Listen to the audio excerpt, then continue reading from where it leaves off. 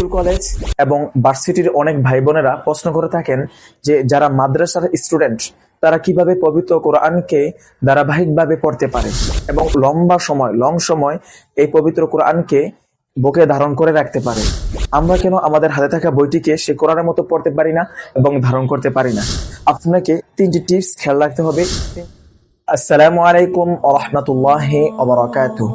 আবারও আপনাদের মাঝে এসেছি আরেকটি গুরুত্বপূর্ণ ভিডিও নিয়ে। স্কুল কলেজ এবং ভার্সিটির অনেক ভাই বোনেরা প্রশ্ন করে থাকেন যে যারা মাদ্রাসার স্টুডেন্ট তারা কিভাবে পবিত্র কোরআনকে ধারাবাহিকভাবে পড়তে পারে এবং লং সময় এই পবিত্র কোরআনকে বুকে ধারণ করে রাখতে পারে। আমরা কেন আমাদের হাতে থাকা বইটিকে সে কোরআনের মতো পড়তে পারি না এবং ধারণ করতে পারি না? তো আমি ওই ভাই বোনদেরকে বলবো যে আপনিও পারবেন সে কোরআনের মতো আপনার হাতে থাকা বইটিকে সুন্দরভাবে মুখস্থ করতে এবং সুন্দরভাবে লং সময় বুকে ধারণ করতে। তবে আপনাকে 3টি টিপস খেয়াল রাখতে হবে, 3টি বিষয় খেয়াল রাখতে হবে। যে 3টি বিষয় রয়েছে মাদ্রাসার স্টুডেন্টের মধ্যে, যারা কোরআনে হাফেজ হয়, এই 3টি বিষয় তাদের মধ্যে রয়েছে। আর এই 3টি বিষয় আপনার মধ্যে না থাকার কারণে আপনি কোরআনের মতো ধারাবাহিকভাবে আপনার হাতে থাকা বইটিকে পড়তে পারেন না, মুখস্থ করতে পারেন না, লং সময় বুকে ধারণ করতে পারেন। নাম্বার 1, মাদ্রাসার স্টুডেন্টদের মধ্যে রয়েছে কোরআন শিক্ষার সুন্দর সহজ একটি পদ্ধতি।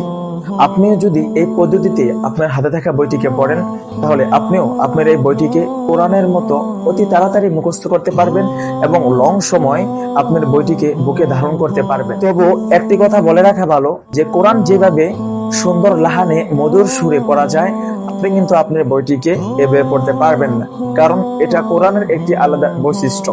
এটা আল্লাহ তাআলার কোরআন, এটা আল্লাহ তাআলার কোরআনের জন্য এটা খাস। এটা আপনার বইকে আপনি পড়তে পারবেন না, চাইলেও পারবেন না। কোরআন শিখার যে সহজ পদ্ধতি আমি এখানে আপনাদেরকে বিশ্লেষণ করব না, কারণ ইতিপূর্বেই আমার একটি ভিডিও আপলোড হয়েছে, ওই জায়গায় আমি বলেছি যে কিভাবে কোরআনকে সুন্দরভাবে সহজভাবে পড়া যায়, কোরআন শিখার পদ্ধতি। তো ওই জায়গায় আপনারা আমাদের কমেন্ট বক্সে তার লিঙ্ক দেওয়া রয়েছে, আপনারা ভিডিওটা একবার দেখে নিতে পারেন। নাম্বার 2, সময়। অর্থাৎ তারা যে সময়ের মধ্যে যে কোরআনটা পড়ে মুখস্থ করে, ওই সময়ের মধ্যে যদি আপনিও আপনার হাতে থাকা বইটিকে পড়েন তাহলে আপনিও কোরআনের মতো লং সময় আপনার বইটিকে বুকে ধারণ করতে পারবেন। তাহলে আমরা এখন জানি যে সময়টি কোন সময়। 2টি সময় হিফজ বিভাগে 2টি গুরুত্বপূর্ণ সময় রয়েছে। একটি হলো মাগরিবের পরে 1 ঘন্টা, তারপরে ফজরের আগে এবং পরে, মোটামুটি 1 ঘন্টা মিলিয়ে, ফজরের আগে আধা ঘন্টা, ফজরের পরে আধা ঘন্টা। এই যে সময়টা, এই 2টা সময়, এই 2টা সময় যদি আপনিও আপনার বইটিকে পড়েন তাহলে আপনিও কোরআনের মতো অতি তাড়াতাড়ি আপনার বইটিকে মুখস্থ করতে পারবেন, তারপরে লং সময় বুকে আপনার বইটিকে ধারণ করতে পারবেন। Number 3, reply.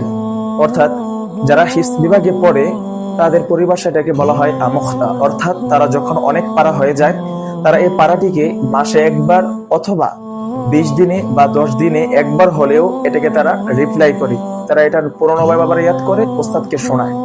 তো আপনিও আপনার পড়াটিকে মাসে একবার হলেও পড়াটিকে একবার নজর করতে হবে, একবার আপনার এটা পড়তে হবে।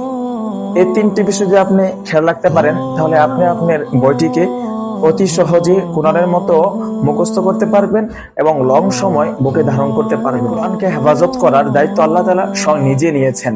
এজন্য এই কোরআন লং সময় হাফেজে কোরআনরা বুকে ধারণ করতে পারে। আমি আপনাকে প্রশ্ন করব যে আপনি যে লেখকের কিতাবটি পড়ছেন, যে লেখকের বইটিকে মুখস্থ করতে চাচ্ছেন, এই লেখক কি আপনার এই বইটিকে হেফাজত করার জিম্মাদারি কি সে নিজে নিয়েছে? অবশ্যই কমেন্ট বক্সে জিনিসটি জানিয়ে যাবেন। সবাই ভালো থাকবেন, সুস্থ থাকবেন। আসসালামু আলাইকুম ওয়া রাহমাতুল্লাহি ওয়া বারাকাতুহু।